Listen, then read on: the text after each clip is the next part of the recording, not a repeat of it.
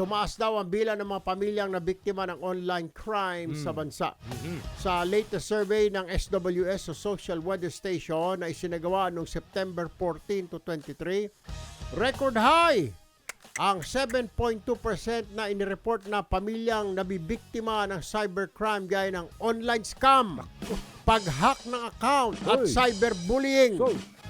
Nasa 3.7% lang yan noong June 2024, so dumoble. Paano nga ba maiwasang mabiktima ng cybercrime? At ano ang ginagawa dyan ng ating mga otoridad? Yan na, NBI tayo, Kong. Ayaw, no? Si Attorney Vanessa Asuncion ng NBI Cybercrime.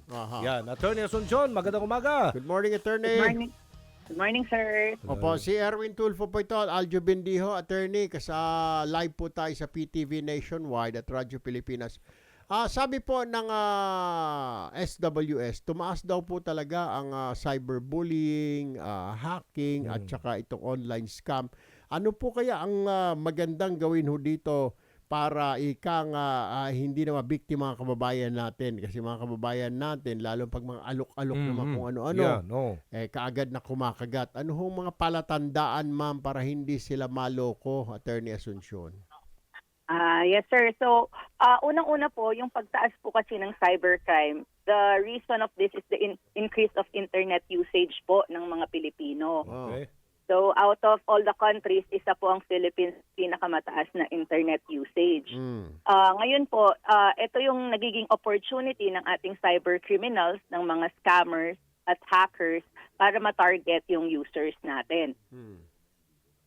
So, ano ho ang payo ho ninyo sa mga nakikinig ho sa atin ngayon? Iwasan or maging paladuda pag may mga inaalok po sa kanila, Attorney Asuncion? So, unang-una po, sir, again, we would tell everyone to beware of phishing emails or text messages. So, kahit ano po na merong link, wag po nating i-click. Meron po tayong batas. Opo, itong SIM card registration, wala bang magagawang batas na yan para masawata itong cybercrime na itong tumataas ang kaso ng krimen? Ang problema po kasi natin sa ating SIM card registration, up to now po, inaayos pa rin po natin. So, ang cyber criminals po kasi evolving din po yan. So every time po na magagawa ng patch up ang ating mga telephone companies, hahanap na naman po ng butas itong ating cyber criminal. So continuous po ang development both ng ating SIM card registration at ng mga cybercrime tactics po. Alright. Ma'am, isa pa hong reklamo ng mga kababayan natin ay itong sa social media site na Facebook. Kahit sino tinitira lang. Kunwari, hindi ko gusto lang si Bay Aljo. Sasabihin ko, Bay Aljo, manluloko ka, magnanakaw kang hayop ka. Pero parang sinasabi ng mga biktima, ala naman nangyayari. Kaya ayaw na namin magsumbong sa mga otoridad kasi mahabo yan. Yun, ginaganon or sinisiraan. Itong si Cristal, malandi ito, etc., etc. Kawawa ho, nasisira. O yung anak ni Mang Roberto ay napaka magnanakaw at adik. Yung mga ganun ho, ma'am. Paano, ano ho magandang gawin dito? Kasi para sinasabi nila, pag sinumbong na sa otoridad, matagal bago maaksyonan, Attorney Asuncion. Yes, sir. Ang problema po kasi natin sa mga ganito, gaya po ng sa SIM card registration, we have to remember na ang mga social media po natin ay registered either through email or a cellphone number. So kung sakali po na ang ginamit po for registration ay dummy na cellphone number or binili lang po,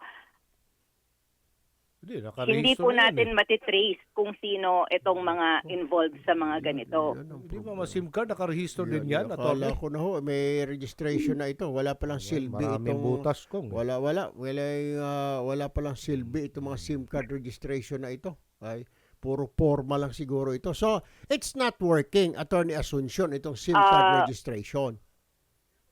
Kailangan siguro yes. baguhin Well, yung batas. honestly, kailangan pa pong mas stricto I-fine for the Kulang. registration of the SIM cards. Bungal. Bungal. Puro forma lang pala ito. Ah. Maganda lang pakinggan mga SIM card registration. Nalulusot. Ay, ang kasi tao. minsan yung pag-register, unggoy yung litrato ng unggoy ang nakalagay doon. Wala na daw unggoy ngayon. Ano na? Wala na. Ano na? Nag-level up na Smiling siya. cat.